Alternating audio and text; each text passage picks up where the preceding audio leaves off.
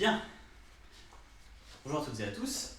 Aujourd'hui, on va voir la suite du premier chapitre de thermodynamique et nous allons donc aborder la problématique des changements d'état. Nous avons déjà vu comment on pouvait définir de manière macroscopique les états usuels de la matière, solide, liquide et gaz. Maintenant, on va définir le processus par lequel un corps pur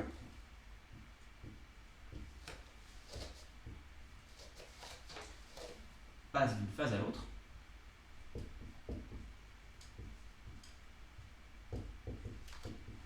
comme un changement d'état.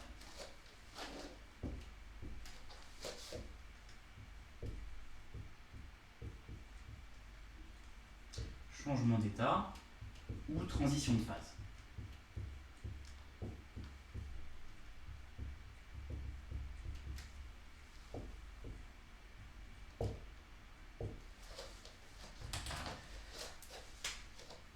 Donc pour l'instant, il s'agit simplement de nommer les choses. On peut dénombrer au total, parmi ces trois phases du corps pur, 6 transitions. Donc si on place ici le gaz, ici le solide et ici le liquide, nous allons avoir, je ne vais pas tout tomber, 6 transitions possibles. Alors du solide au liquide, on parle de fusion. Du liquide au solide, de solidification.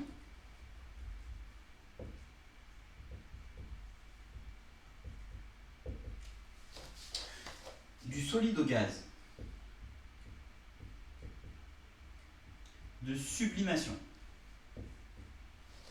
Du gaz au solide, de condensation. Attention, condensation est un faux ami. Il s'agit bien de la transition du gaz au solide. Du gaz au liquide, c'est la liquéfaction.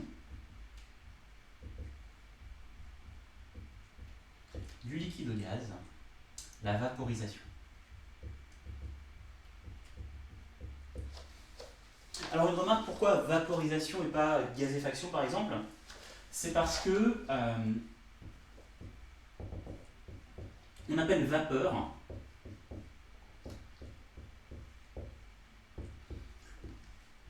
le gaz d'un corps pur qui est soit solide, soit liquide en CNTP.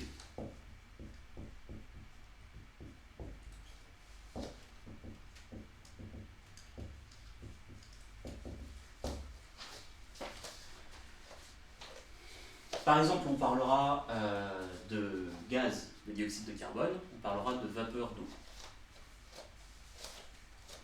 Alors prenons maintenant un cas concret et par une expérience de pensée, imaginons que nous réalisons la vaporisation d'un liquide.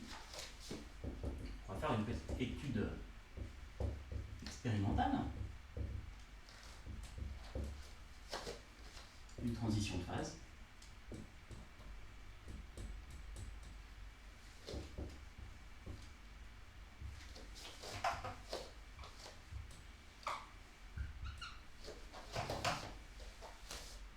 Alors imaginons que nous ayons un cylindre dans lequel on a placé un liquide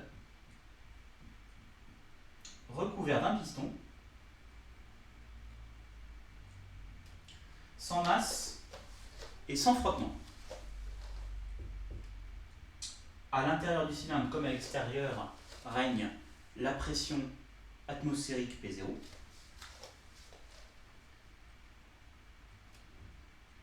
Ici un piston sans masse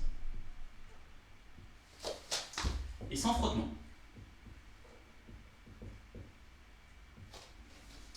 La condition d'équilibre mécanique assure qu'à tout instant, la pression à l'intérieur du liquide est la même que celle à l'intérieur du reste du cylindre.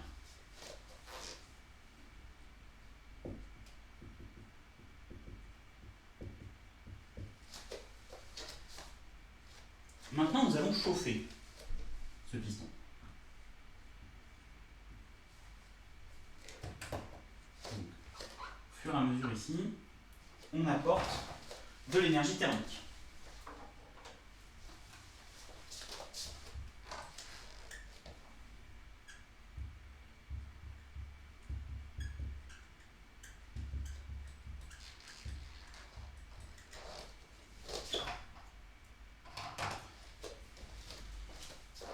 Alors le liquide va commencer par se dilater quelque peu, sous l'effet de la chaleur. Puis, à partir d'une certaine température, on va voir apparaître les premières bulles de la vapeur associée à ce liquide. Je peux représenter ceci par un trait. Il y a une discontinuité parce que maintenant il y a deux phases. On va avoir quelques molécules de gaz et quand même beaucoup de liquide restant. Ensuite, toujours en continuant à augmenter la température, nous avons de moins en moins de liquide et de plus en plus de gaz. Jusqu'à qu'à un certain moment, il n'y ait plus que du gaz. Là, on a achevé la transition de phase.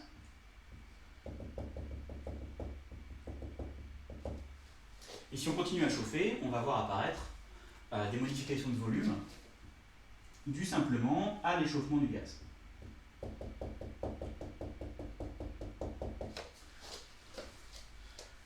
Lors de toute cette opération, nous sommes à P constante et à N constante. Le système est fermé. Ce qui change, c'est l'état, la température et le volume.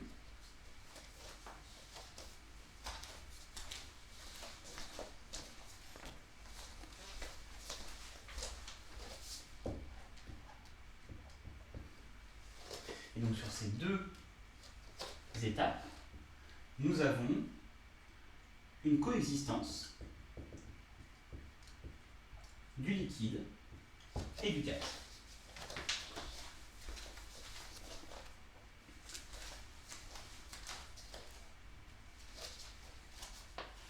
Alors si je représente les différentes grandeurs physiques variables ici,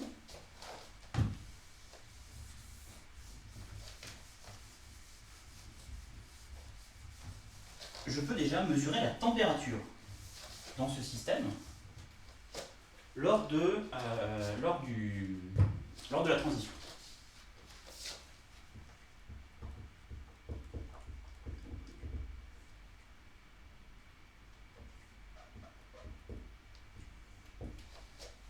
Et alors ce qu'on observe, en fonction du temps,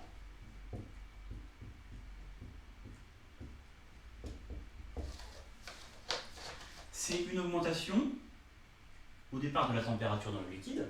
Elle peut être par exemple linéaire, mais ce n'est pas obligatoire. Et ensuite, on va avoir un palier, puis une nouvelle augmentation de la température. Et ce qu'on constate, c'est que l'apparition de ce palier de température correspond à la zone de coexistence du liquide et du gaz.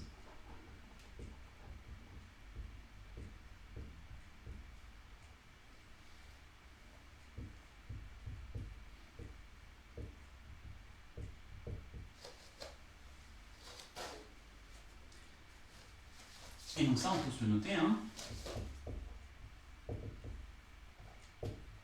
À pression constante,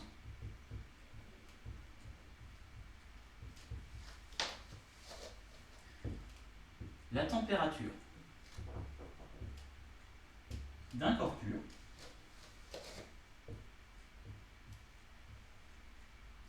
reste la même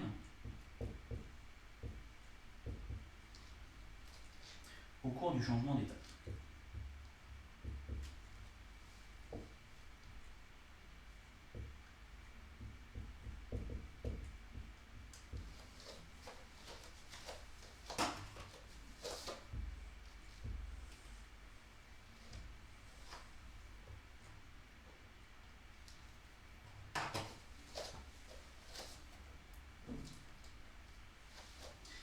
Et même, on peut généraliser ce résultat en notant que lors de toute transition de phase,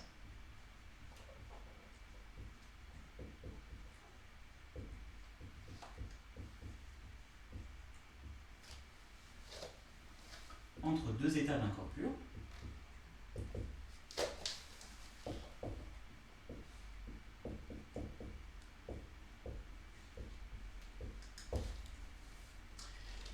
il existe une relation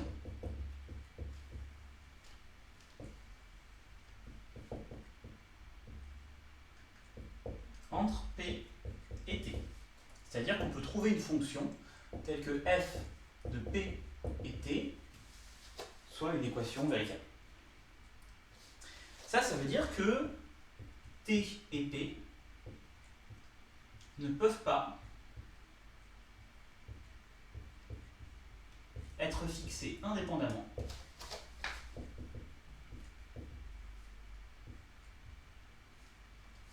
lors d'un changement d'état.